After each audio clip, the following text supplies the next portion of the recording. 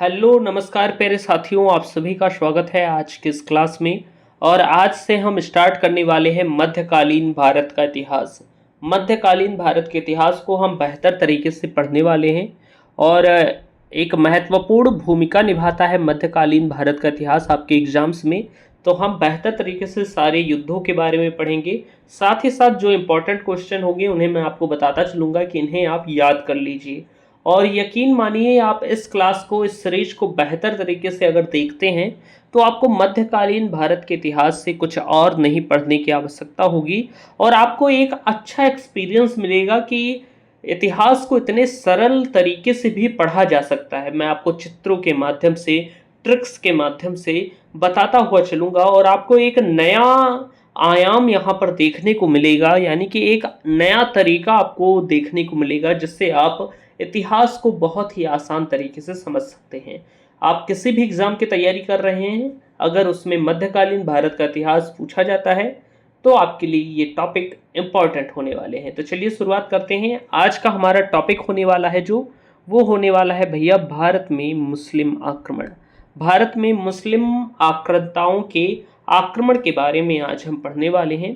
तो चलिए शुरुआत करते हैं। अगर हम बात करें कि भारत में मुस्लिम आक्रमण किस तरीके से हुए, तो आप देखेंगे भारत में दो लोगों ने मुस्लिम आक्रमण किए। उनमें से पहले थे भैया अरब आक्रांता और दूसरे थे तुर्क आक्रमणकारी। यानी कि हम बात करें तो सबसे पहले अरबों ने भारत पर आक्रमण किया था, अरब वासियों ने भारत पर आक्रमण किया और उसके बाद तुर्क वासियों ने भारत पर क्या किया था, तो आप कहेंगे तुर्क वासियों ने भारत पर आक्रमण किया था। भारत में दो बार ये आक्रमण हुए, आप देखेंगे अरब आक्रमण और तुर्क आक्रमण।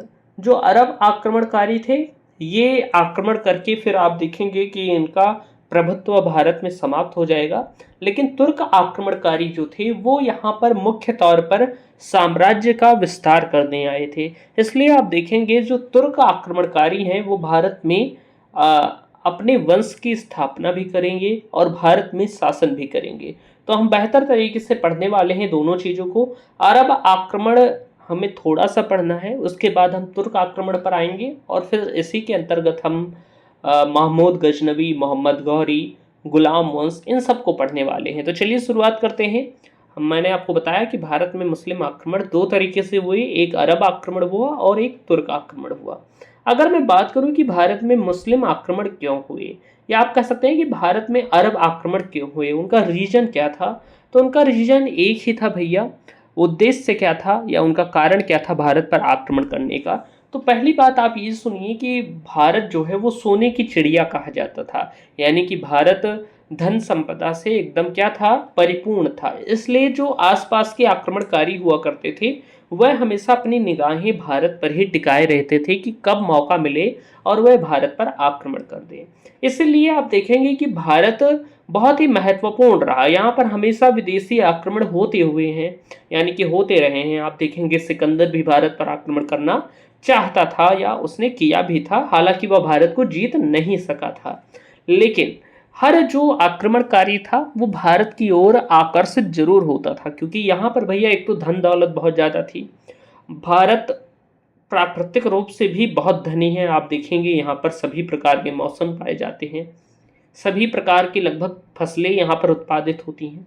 आप देखेंगे उत्तर के मैदान जो हैं वो बहुत ज़्यादा उपजाऊ भी हैं। इसलिए हर शासक ये चाहता था कि उसकी सीमाएं भारत तक विस्तारित हों।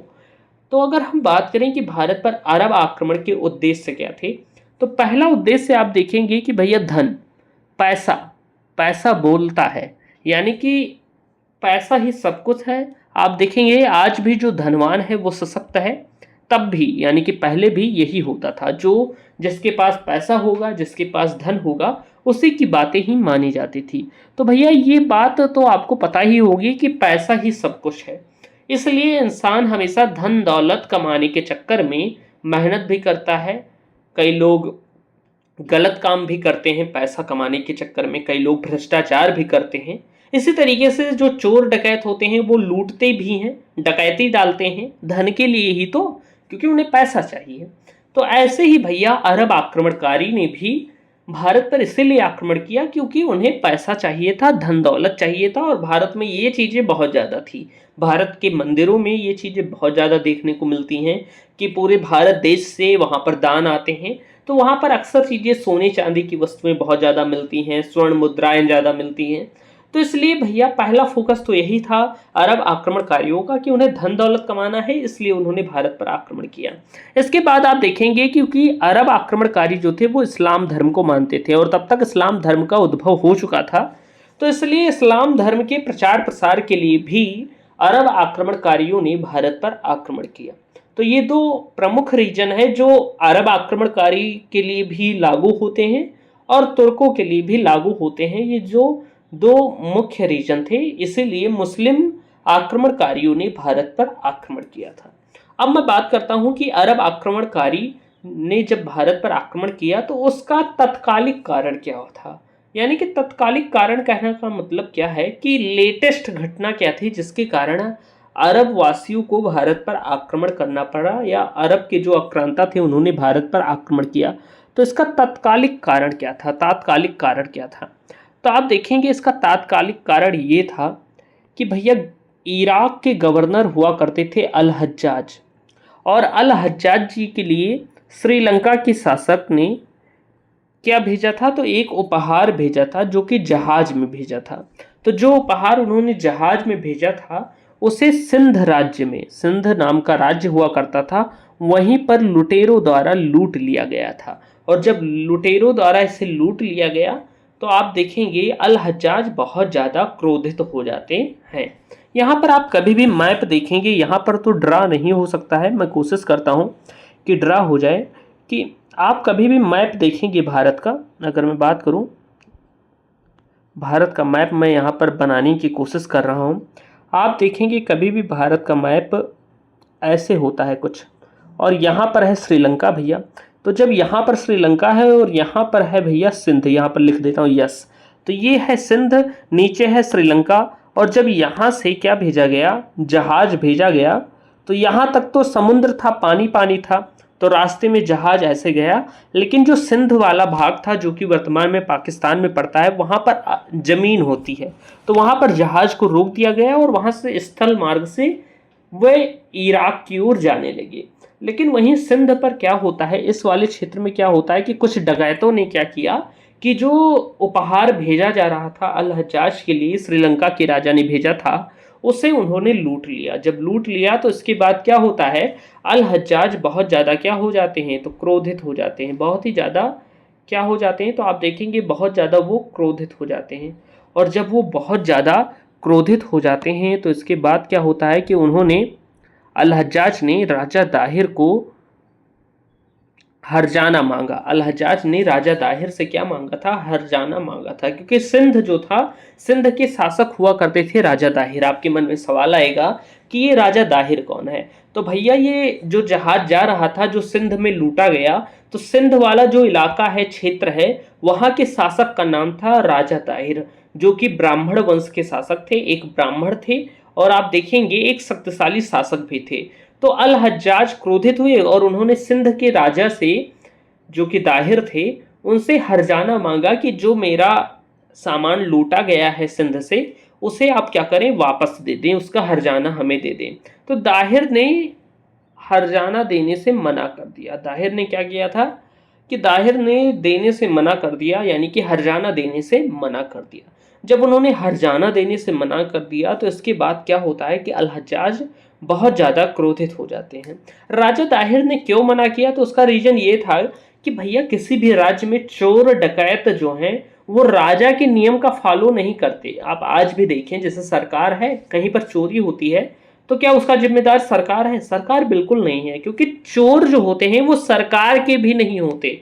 यानी कि चोर और डकैत क्या राजा से पूछ के चोरी करते हैं या राजा चोरी करवाता है? ऐसा नहीं होता है।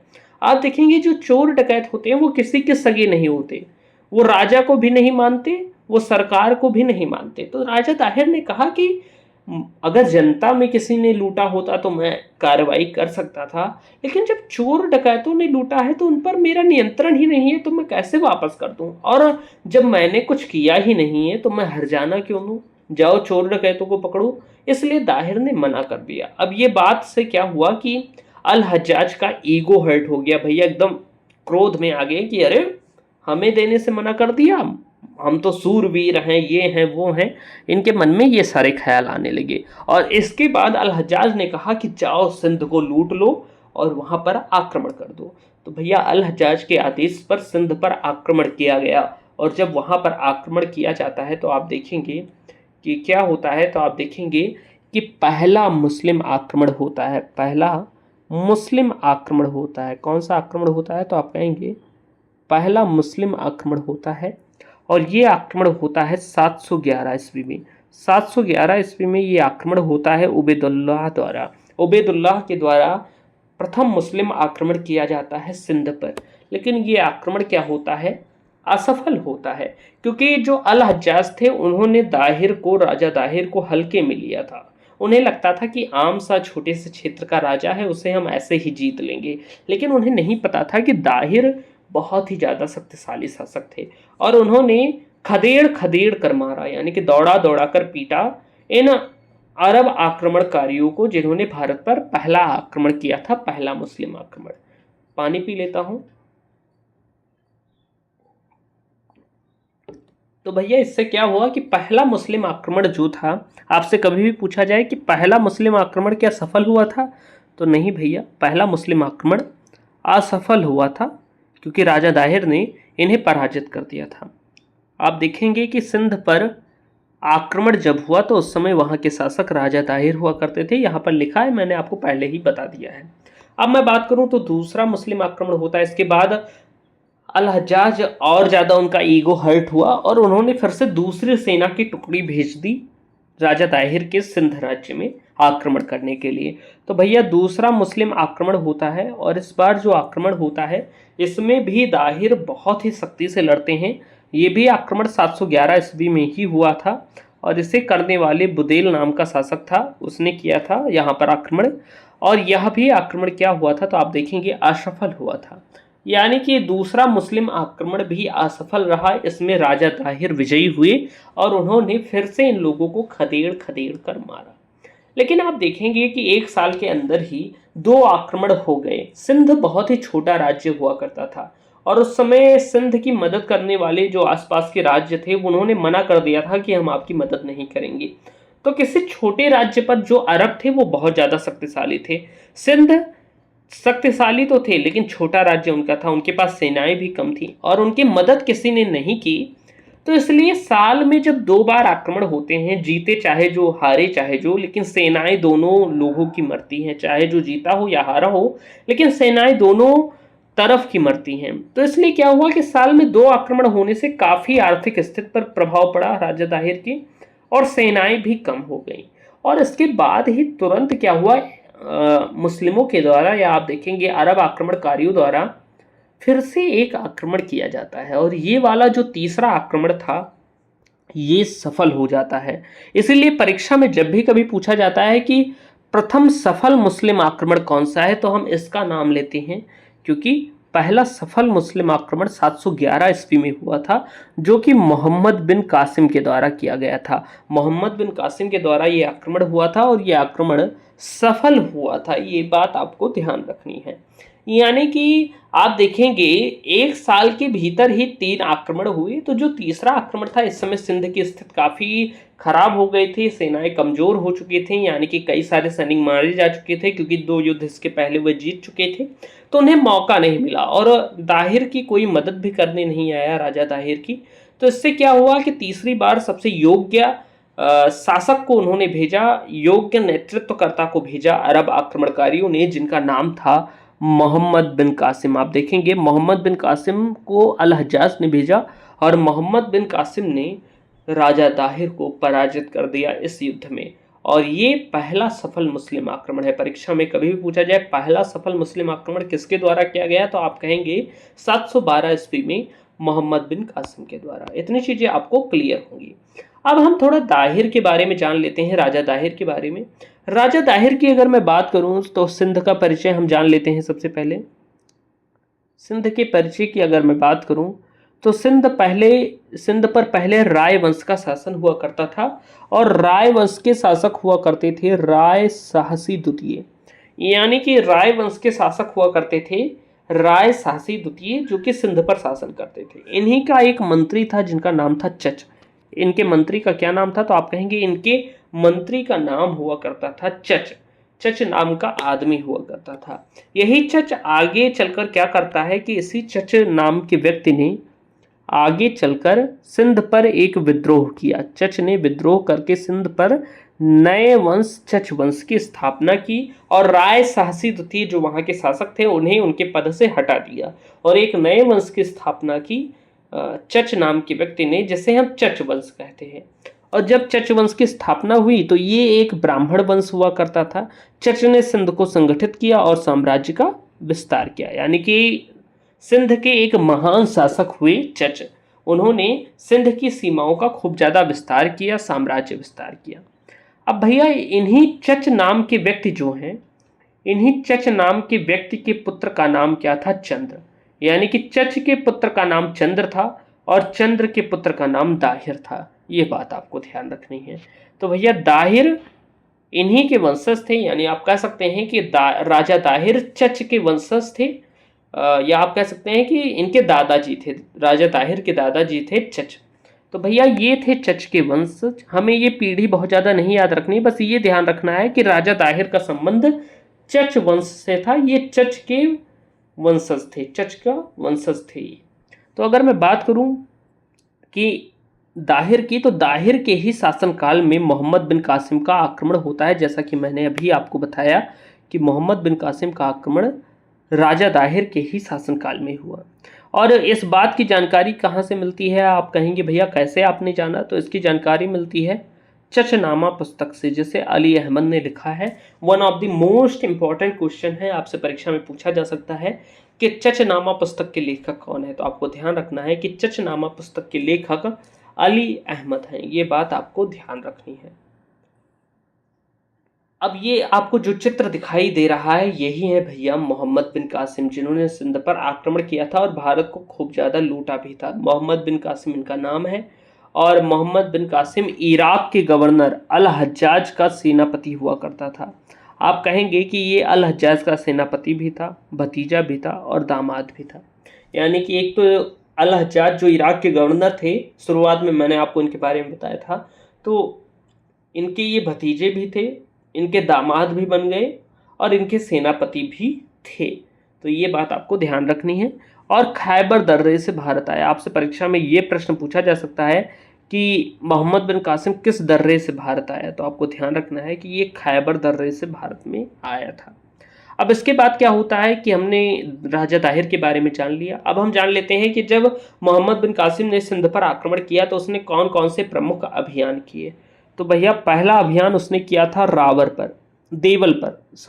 पहला आक्रमण किया था देवल पर, और देवल पर उसने 712 ईस्वी में आक्रमण किया था। 712 ईस्वी में आक्रमण किया और उसे जीत लिया। इसके पश्चात उसने रावर पर आक्रमण किया और यहाँ पर भी आक्रमण करके उसने इसे जीत लिया। और रावर का जब आक्रमण हुआ 712 ईस्वी में, तो इसी आक्रमण में मोहम्मद बिन कासिम ने राजा ताहिर को पराजित किया और उनकी हत्या भी कर दी। यानी कि राजा ताहिर की इसी युद्ध में मृत्यु भी हो गई। तो राजा ताहिर की मृत्यु हो गई। अब इसके पश्चात क्या होता है? तो एक बात आप ध्यान रखिएगा कि सिंध की राजधानी ब्राह्मणाबाद हुआ करती थी। सिंध की राजधानी का नाम ब्राह्मणाबाद था। तो मोहम्मद बिन कासिम जब राजा ताहिर को मार देता है, युद्ध में पराजित कर देता है, उसके बाद वह सिंध की राजधानी पर आक्रमण किया करता है और सिंध की राजधानी का नाम था ब्राह्मणाबाद। ब्राह्मणाबाद पर मोहम्मद बिन कासिम का अभियान होता है। इस अभियान में आप देखेंगे कि जय सिंह और मोहम्मद बिन कासिम आपस में लड़ते हैं। भैया ये जय सिंह कौन था? तो ये था राजा ताहिर का पुत्र। और इस युद्ध में जब जय सिंह और मोहम्मद बिन कासिम आपस में लड़ते हैं तो इसमें मोहम्मद बिन कासिम विजयी होता है, क्योंकि मोहम्मद बिन कासिम के पास बहुत सी शक्तिशाली सेना थी और जो भैया उनके घोड़े थे बहुत ताकतवर थे। वो ऊँटों से भी हमला करते थे, यानी कि ऊँट भी उनके साथ आए थे।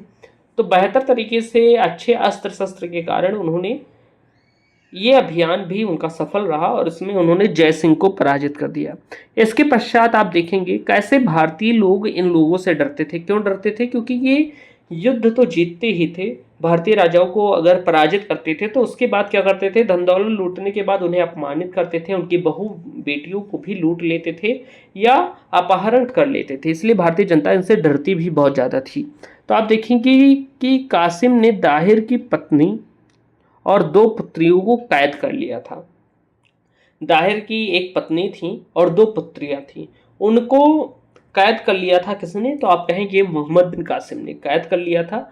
और इनकी पत्नी का नाम था लाडो देवी, राजा दाहिर की पत्नी का नाम लाडो देवी और इनकी पुत्री का नाम था सूर्य देवी और परमल देवी। ये बात आपको ध्यान रखनी है, सूर्य देवी और परमल देवी बहुत ही इंपॉर्टेंट है, परीक्षा में पूछी जा सकती हैं। तो इनको कैद कर लिया भैया, और फिर इन्हें लेकर कहाँ लेकर गया था, तो आप देखेंगे कि कासिम लेकर गया था इन्हें इराक में। और वहीं पर क्या होता है कि सूर्य देवी और परमल देवी ने चालाकी से मोहम्मद बिन कासिम को दंड भी दिलवा दिया था, क्योंकि क्या होता है कि ये लोग जो कासिम थे, ये जो इस्लाम के प्रमुख होते हैं खलीफा, उनके लिए सूर्य देवी और परमल देवी को ले जाते हैं। तो वहाँ पर पहुँचकर सूर्य देवी परमल देवी ने कह दिया कि कासिम ने मुझे पहले ही अपवित्र कर दिया है। इससे जो खलीफा होते हैं वहाँ के, वो बहुत ही क्रोधित हो जाते हैं और तुरंत कासिम को मृत्युदंड दे देते हैं। ऐसा कहा जाता है कि कासिम को भैंस की खाल में भरकर मारा गया था, या आप कह सकते हैं कि इसके शरीर में पैरा जो होता है ये सब भर के इसे मारा गया था, इससे काट दिया गया था। यानी कि जिस तरह इसने भारतीय जनता को अपमानित किया था, लोगों पर अत्याचार किए थे, तो इसका अंत भी वैसे ही हुआ।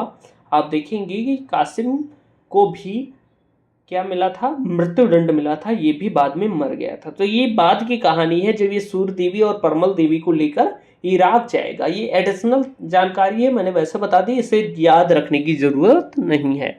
इसके बाद आप देखेंगे कि कासिम ने मुल्तान अभियान किया 713 ईस्वी में, और इसमें इसने खूब ज़्यादा धन लूटा, और इसलिए कासिम ने इसे स्वर्ण नगरी कहा। यानी कि मुल्तान को स्वर्ण नगरी किसने कहा था, तो आप कहेंगे मुल्तान को स्वर्ण नगरी कहा था मोहम्मद बिन कासिम ने। तो ये बात आपको ध्यान रखनी है।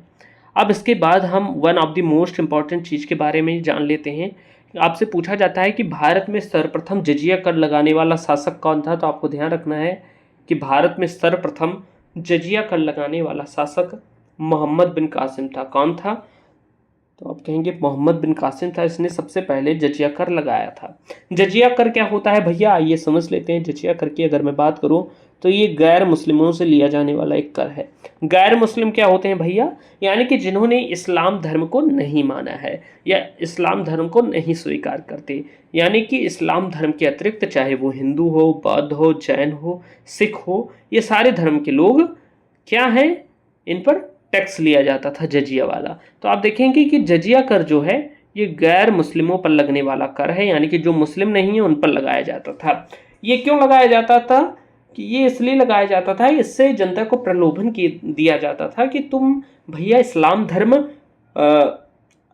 मान लो तो तुम्हें टैक्स नहीं देना पड़ेगा। और जो लोग बहुत ज़्यादा गरीब होते थे, जो एक रोटी किसी तरह खाते थे मजदूरी कर कर, उन्हें जब ये पता चलता था कि अभी जजिया कर भी देना है, तो वो कहते थे इससे अच्छा धर्म ही परिवर्तन कर दें, अगर हम जिंदा बचेंगे तब तो धर्म की बात आएगी। तो वो सोचते थे, भारतीय जनता सोचती थी कि जजिया कर देने से अच्छा है, मरने से अच्छा है, इन अरब आक्रमणकारियों की यातनाओं को सहने से अच्छा है कि हम इस्लाम धर्म ही स्वीकार कर लें, इससे हमें टैक्स भी देना नहीं पड़ेगा और हमारा जीवन भी चल जाएगा। तो जजिया कर इसीलिए लागू किया गया था। इसका मुख्य उद्देश्य यही था कि जो जनता है उसे इस्लाम धर्म में कन्वर्ट कर दो, क्योंकि जो मुस्लिम होगा उसे ये टैक्स देना नहीं पड़ेगा। तो इससे जो हिंदू जनता है उन्हें प्रलोभन मिलेगा कि वो भी अगर इस्लाम धर्म को मान ले तो उन्हें टैक्स ना देना पड़ेगा। तो इसलिए जजिया कर लागू किया गया था, इसके पीछे का विचार यही था। और जजिया कर गैर मुस्लिमों पर लगता था। अगर मैं बात करूं तो मोहम्मद बिन कासिम ने भारत में सर्वप्रथम जजिया कर लगाया था, लेकिन इसने 5 वर्गों को मुक्त रखा था। यानी कि 5 वर्ग ऐसे थे जिन्हें मोहम्मद बिन कासिम ने जजिया कर से मुक्त रखा था। वो कौन कौन से वर्ग थे, तो आप देखेंगे बच्चा, बूढ़ा, ब्राह्मण, विकलांग और औरत। यानी कि बच्चा, बूढ़ा, ब्राह्मण, विकलांग और औरत, ये 5 वर्ग ऐसे थे जिन पर जजिया टैक्स नहीं लगा था, या आप कह सकते हैं कि मोहम्मद बिन कासिम ने इन 5 वर्गों पर जजिया कर नहीं लगाया था। ये इंपॉर्टेंट है क्योंकि परीक्षा में यहाँ से प्रश्न पूछ लिया जाता है। स्टार मैंने बना दिया है, इससे आप याद कर लीजिएगा। अब मैं बात करता हूँ कि भारत पर अरब आक्रमण के कौन कौन से प्रभाव थे और हमने अरबों से क्या क्या सीखा और अरबियों ने हमसे क्या क्या सीखा, इनके बारे में जान लेते हैं क्योंकि परीक्षा में डायरेक्ट यहाँ से प्रश्न बन जाते हैं, इसलिए ये टॉपिक भी क्या है, इंपॉर्टेंट है। आप देखेंगे, अगर मैं बात करूं तो जब भारत पर अरब आक्रमणकारियों ने आक्रमण किया तो सबसे पहला तो प्रभाव ये पड़ा कि यहाँ पर भी इस्लाम धर्म आ गया। पहले भारत में इस्लाम धर्म नहीं हुआ करता था, लेकिन जब इन्होंने आक्रमण किया तो यहाँ पर भी इस्लाम धर्म का प्रचार प्रसार हुआ। ऊंट पालने की शुरुआत भी हमने इन्हीं के द्वारा की, यानी कि अरबियों से ही हमने सीखा कि ऊंट कैसे पाला जाता है।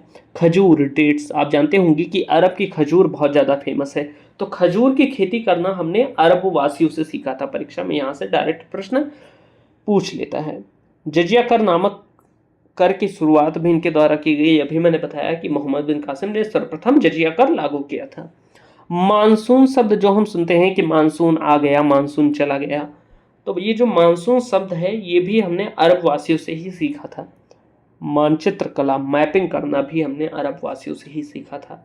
तो ये कुछ प्रभाव थे। इसके अतिरिक्त अरबियों ने भारत से क्या सीखा, तो आप देखेंगे कि अरबियों ने दशमलव का ज्ञान प्राप्त किया था भारत के लोगों से। जो दशमलव होता है उसका ज्ञान अरबियों ने क्या किया था, प्राप्त किया था। चरक संहिता, पंचतंत्र, सुश्रुत संहिता।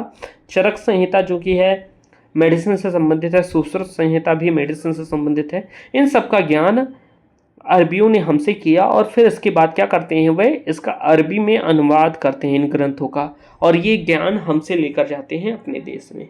तो हमने भी बहुत कुछ दिया और उन्होंने भी हमसे, यानी कि उनसे भी हमने बहुत कुछ सीखा। आप देखते हैं, आप कहीं पर भी जाएंगे, किसी से मिलेंगे, तो जो आप जानते हैं वो नॉलेज वो प्राप्त करेगा और जो वो जानता है वो अपने विचारों को आपको बताएगा। तो ऐसे हमें बहुत कुछ चीज़ें सीखने को मिलती हैं, आदान प्रदान होता है परंपराओं का, ज्ञानों का, इन सब चीज़ों का। उम्मीद है आज की यह क्लास आपको पसंद आई होगी।